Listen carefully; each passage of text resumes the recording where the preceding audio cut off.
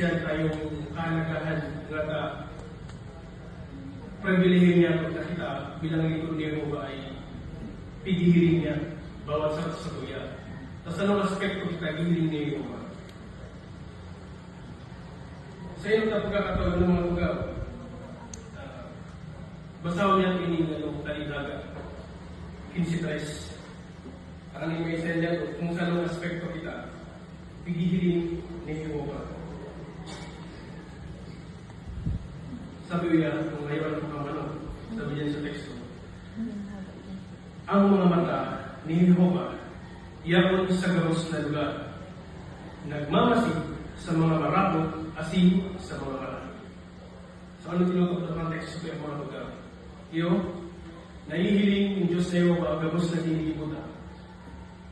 Publiko man yan, sa publiko man yan, sa privado. No, lain-lain ni naman sa pagmansay ng mga tao na ang pagmansay nila, dahil yung pakialam ng Diyos sa mga kinikibuan nila. Kung nga sa recording Salmo 14:1, ang sendang kaisipan na iba ni Jehovah, mayroong Jehovah. No. Pero, ibang iba ini, hindi sabihin sa konteksto, no?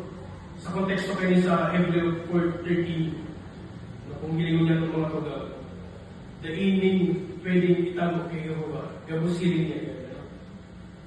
Pero ang ako, sa anong mga pitak ng buhay ka, hinihiling kita ni Jehovah. Diyan sa recording pinot na Samuel 16:7, hinihiling kita ni Jehovah, kuya sa tuyang pangalaw na pagkatao sa puso. Alam, kung mapapansin niya ito, si Jehovah naghihiling sa puso. Siguro kung magiging doon yung mga tugaw, diba sa introductional talk ni Brother Sanderson, sa Hunyo 2023 na J.W. Castiñado, maging yung makapaliwanag niya sa tatayaman niya sa tekstong ini.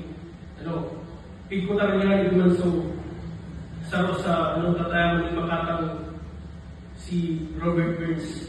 Ikinutagin din.